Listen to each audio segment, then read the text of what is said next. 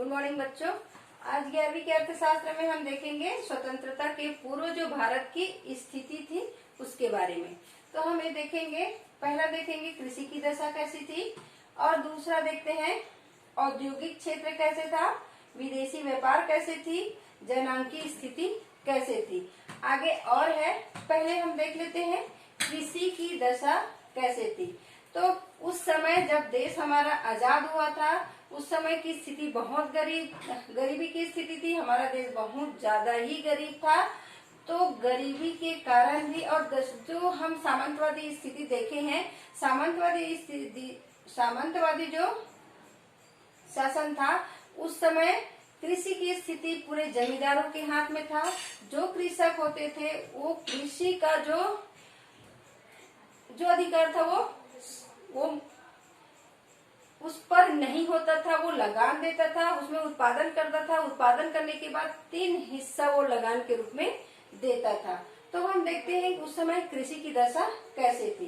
कृषि उत्पादन व उत्पादकता का निम्न स्तर, क्योंकि गरीबी था। गरीबी की स्थिति में वही पुराने तकनीकी का इस्तेमाल करना, लकड़ी के बने हैल का उपयोग करना, पतले दुबले बैलों का उपयोग करना, उनके द्वारा खेती करना, हल चलाना, पुरानी परंपरा रीति से खेती करते थे।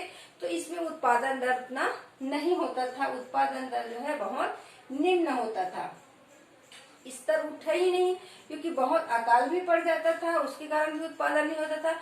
हम आसमान पर जो बारिश होता था उसी पर आश्रित रहते थे, अपने से कुछ नहीं करते थे। जब अच्छी बारिश हो गई तो उत्पादन हो गया, नहीं हुआ बारिश तो सूखा पड़ गया, अत्यधिक बारिश हुआ तो बाढ़ में नष्ट हो जाता था। वही है मानसून पर अधिक निर्भरता। मानसून पर ही निर्भरता पहले होती थी पहले की कृषि में, क्योंकि जब हम मानसून को देखते रहते थे, अगर अच्छी बारिश हुई तो फसल अच्छी हो जाती थी, अगर बारिश अत्यधिक हो गया तो बाढ़ में नष्ट हो जाता था, कम हुआ तो सूखे में नष्ट हो जाता था।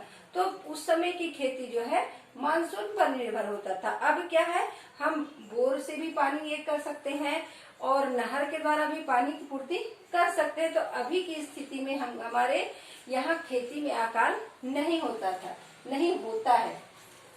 तीसरा देखते हैं भू राजस्व प्रणाली। भू राजस्व प्रणाली, इसमें क्या है, पहले भूमि का राजस्व उसमें हमको कर देना पड़ता था। जितना उत्पादन हुआ है उसका 3 हिस्सा हमको कर के रूप में उसको देना पड़ता था, कुछ हिस्सा हम रख पाते थे। उसमें क्या है, गरीब किसानों का पेट भी नहीं भरता था, और जो खेती करते थे उसके हिस्से में वो जमीन नहीं होता था, जमीन जमींदार के हाथ में होता था, उसका मालिकाना जमींदार होते थे, वो उसमें खेती करते थे और उसका राजस्व भरते थे। अब भारतीय कृषि के पिछड़ेपन एवं गतिहीनता के लिए उत्तरदायी कारक क्या है। उत्तरदायी कारण में है भू राजस्व प्रणाली, जो हम बताए हैं वही भू राजस्व प्रणाली उसका मुख्य कारण है। क्योंकि उस समय, क्योंकि देखो, हम अपने खेती में जितना अधिक मेहनत करते हैं उतना हम दूसरे के खेत में नहीं कर पाएंगे, क्योंकि ये मानव का स्वभाव होता है। अगर वो हमारा नहीं है तो उसके हिसाब से काम करेंगे। वो चीज अगर हमारा है तो हम अपना समझ के उसमें ज्यादा समय देंगे, अधिक मेहनत करेंगे, अधिक लगन के साथ काम करेंगे, तो उत्पादन जो है अधिक होता है। परंतु अगर दूसरे के खेत में हम काम कर रहे हैं तो उसी के आधार पर हम काम करेंगे, न रुचि रहेगा, क्योंकि तो हमारा है ही नहीं है, तो उसी के अनुसार उसका उत्पादन होता था। दूसरा है पुरानी तकनीकी का प्रयोग करना। उस समय के जो हमारे औजार होते थे, हल होते थे, वो सब पुराने तकनीकी। अब क्या है, ट्रैक्टर से कर रहे हैं, हार्वेस्टर से कर रहे हैं, थ्रेसर हो गया है, और बहुत सारे हम खाद डाल रहे हैं, नींदानाशक डाल रहे हैं, तो बहुत सारा काम हमारा अब सुविधाजनक हो गया। पुराने जमाने में पूरे हम अपने तकनीकी के कारण करते थे, छोटा छोटा खेत होता था, इसीलिए भी उत्पादन कम होता था। कृषि का व्यापारीकरण, कृषि का उस समय व्यापारीकरण कर दिया था। अन्न जो हम खाने के अन्न है वो कम उगाते थे, और कृषि जो व्यापार के लिए उपयोग किया जाता था, वैसे कपास है, गन्ना है, जूट है, इनकी खेती ज्यादा करने लगे थे, ज्यादा उसको प्राथमिकता देने लगे थे उस समय की सरकारें। तो ये हो गया कृषि के पिछड़ेपन, गतिहीनता के कारण। अब दूसरा देखते हैं हम औद्योगिक क्षेत्र। औद्योगिक क्षेत्र में क्या होता है? औद्योगिक क्षेत्र में किस प्रकार के भारतीय हस्तशिल्प के पतन के कारण औद्योगिकरण नहीं होने के, औद्योगिकरण क्या है? उद्योगों को बढ़ावा, उद्योगों की स्थापना। तो उद्योग की स्थापना के कारण जो है यहाँ भारतीय हस्तशिल्प के पतन हुआ। भारतीय हस्तशिल्प के पतन के कारण में है विभेदात्मक सीमा शुल्क नीति। सीमा शुल्क में भेद करने लगे। जो इंग्लैंड में सामान जाता था, वहां से आता था, उसे कम कर लेते थे, और जो भारत के हस्तशिल्प द्वारा बनाए गए वस्तु को बेचने के लिए जाते थे, उससे अधिक कर वसूलते थे। तो अधिक कर जो बनाने में खर्चा हुआ और ले जाने में अधिक खर्चा हो रहा है, तो वो खर्चा वो वहन ही नहीं कर पाते थे, क्योंकि सीमा शुल्क बढ़ा दिए थे। तो वो धीरे धीरे वो अपना काम उसको बंद करना पड़ा। जितना उसको बनाने में खर्च हो रहा है, फिर उसको देने, अगर हम विदेश भेज रहे हैं, सीमा शुल्क दे रहे हैं, तो उसमें हमको लाभ बिल्कुल नहीं मिलता था। दूसरा दिया है राज दरबारों का लुप्त होना। राज दरबार जो है लुप्त होने लगे। राज दरबार तो पहले ही चलता था, जब से अंग्रेजी शासन आगे आया तो राज दरबार धीरे धीरे समाप्त हो गया। तो राज दरबार में जो शिल्पकार हैं, जो कारीगर होते हैं, शिल्पकार होते हैं, उनको विशेष वहां पर काम मिलता था, उन्हीं का काम देखा जाता था। जो नक्काशी का काम है वही चलता था, वही उनका काम लगा रहता था। उनकी सराहना उन्हीं लोग करते थे, राजा महाराजा लोग, और उन्हीं की हैसियत होती थी इनको काम देना और काम के बदले इसका मेहनताना देना।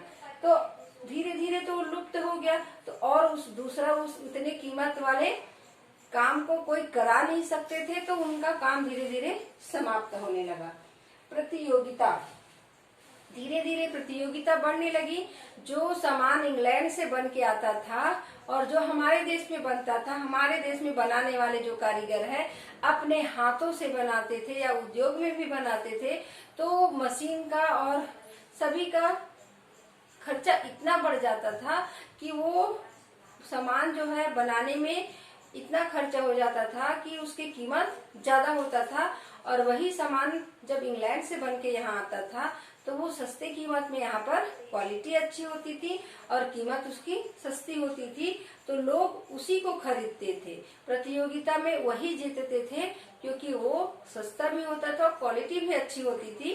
तो लोग हमारे देश के बने हुए सामान को कम खरीदते थे और विदेशी से आया हुआ सामान को ज्यादा खरीदते थे। इसीलिए प्रतियोगिता के कारण धीरे धीरे पतन होने लगा। और देखेंगे मांग के स्वरूप में बदलाव। मांग के स्वरूप में भी बदलाव होने लगा। जैसे जैसे वहां सस्ते कीमत पर हमको अच्छी चीज मिल रही है, तो लोग उसी को खरीदने लगे और मांग धीरे धीरे उसी का बढ़ने लगा। और हमारे शिल्पकारों का, क्योंकि बनाने में उनको इतना खर्चा लग रहा है, तो बेचेंगे तो लाभ थोड़ा सा निकाल के ही इंसान बेचता है, तो महंगी पड़ने पर उस सामान को लोग नहीं खरीदते थे। मांग धीरे धीरे कम होने लगा। और विदेश में भी बेचते तो लाने ले जाने में सीमा शुल्क में वो नहीं ले जाते थे। इसीलिए मांग के स्वरूप में भी बदलाव होने लगा और इसी के कारण भारतीय हस्तशिल्प का पतन होने लगा धीरे धीरे। क्योंकि उनका, हमारे जो भारतीय शिल्पकार है, उनके बनाए हुए वस्तु अच्छी तो होती थी, क्वालिटी भी अच्छी होती थी, परंतु वो बनाने में खर्चा अधिक होने के कारण उसको महंगा दाम में बेचना पड़ता था। पर वहां से लाया हुआ वस्तु जो है क्वालिटी अच्छी होती थी, उसके बाद भी सस्ता होने के कारण वो सब उसी को खरीदते थे, इसके सामानों को नहीं खरीदते थे। इसीलिए ये स्थिति आई कि धीरे धीरे हमारे जो शिल्पकार है वो सामान बनाना बंद कर दिया, क्योंकि जो सामान बनता था वो बिकता ही नहीं था, जैसे के तैसे रहता था। क्योंकि उसके जगह में अगर सस्ती चीज मिले तो सस्ती चीज खरीदते थे, महंगी चीज को नहीं खरीदते थे। और पाश्चात्य जो विदेश से बने हुए आकर्षक, सुंदर, टिकाऊ देखते थे, तो लोग उसी को ज्यादा पसंद करने लगे थे। तो धीरे धीरे ये लुप्त होते गए। अब देखते हैं विदेशी व्यापार। विदेशी व्यापार विदेशी व्यापार को देखेंगे, विदेश के साथ व्यापार करना, विदेश के साथ हमारा व्यापार की स्थिति, हमारा व्यापार जैसे वहां से हम अगर सामान मंगा रहे हैं तो कम कीमत में हमको यहाँ मिल जाता था, और हम जब बेचने जाते थे तो उसका कर हमको ज्यादा मिलता था। वही वहाँ के इंग्लैंड से जब आता था तो उसको कर कम देना पड़ता था, और हम लोग जब बेचते थे तो कर हमको ज्यादा देना पड़ता था। तो धीरे धीरे विदेशी व्यापार अलग रूप अपनाने लगी थी। पाश्चात्य जो वस्तु है उसको लोग ज्यादा खरीदने लगे थे, क्योंकि हमारे देश में पाश्चात्य सभ्यता धीरे धीरे अपना घर करने लग गया था। लोग चकाचौंध में जाने लगे थे। तो इसी की स्थिति को देखते हुए जो है हमारी स्थिति जो है अलग होने लगा, क्योंकि हम वहाँ के बने हुए सस्ती और आकर्षक जो फैशनेबल है वैसे सामानों को खरीदने लगे थे, पहनने लगे थे।